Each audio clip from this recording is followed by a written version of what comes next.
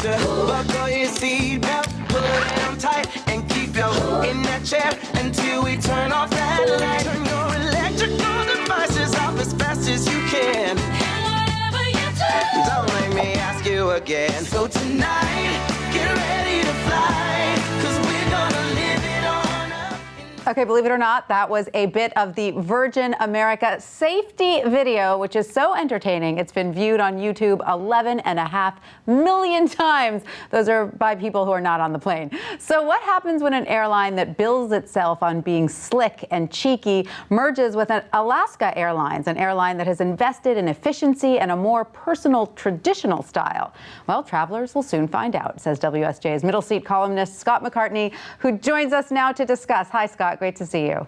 Good to see you, Tanya. So, Scott, Alaska Airlines has done quite well, hasn't it? How has it stood out from the pack? You know, it really has done very well. It's a small airline with a big airline feel. It has partnerships with global airlines.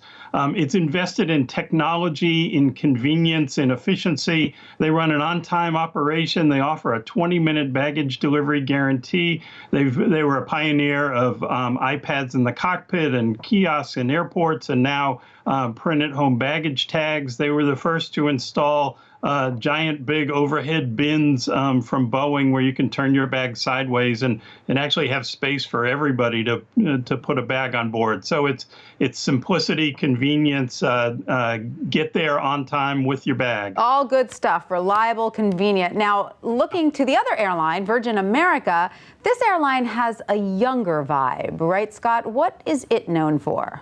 Yeah, very much. Virgin America also a reliable airline. They do quite well in our surveys, both of them. But Virgin America has really invested on its airplanes, not on the ground. Alaska, you could say, has really focused more on the ground. Their airplanes are pretty boring. Virgin America airplanes, very stylish, black leather seats, darkened cabins, mood lighting, seat back entertainment. You can order food from your seat. The check-in areas have music in the background.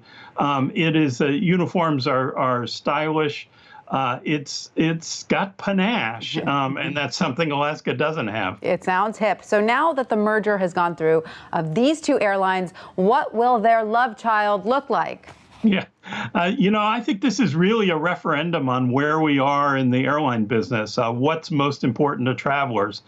Is it the experience in the air? Virgin America, for example, spent heavily on satellite-based Wi-Fi. It's faster.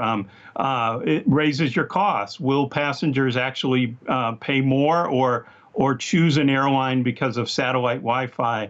Or is the reliability on the ground? Alaska has airport clubs all over. Virgin America has only one club in Los Angeles, never built an airport club in San Francisco, never spent to develop an app for mobile phones. So, what is most important, technology or style? Convenience or, hipster mood lighting. Right. We'll see. And what do frequent flyers of both airlines say they prefer when asked which flavor, so to speak, they would like to see dominate? They both have very loyal followings, and each of them, I think, wants their own to prevail. I think in the Pacific Northwest, I think people love Alaska. I think they would like it to get a little more modern.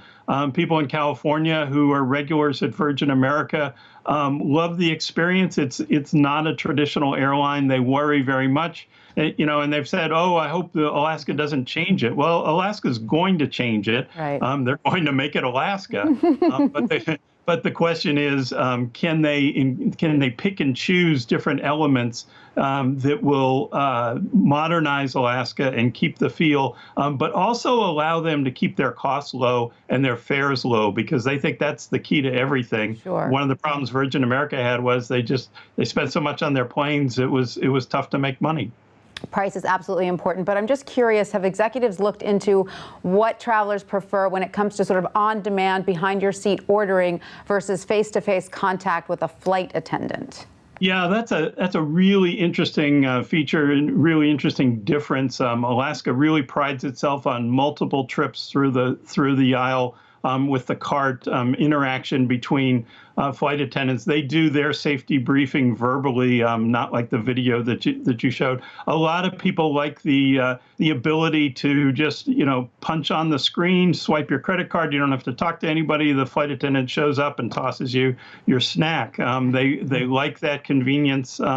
That anonymity, if you will. But other people, Alaska partisans, really like the human touch. They think that's being the friendly, comfortable atmosphere is really important. The airline has a really tough decision to make on that of what people prefer, whether we're really going to the self-service society or whether human interaction still counts. We will see what prevails. All right. Thank you so much, Scott McCartney, for that.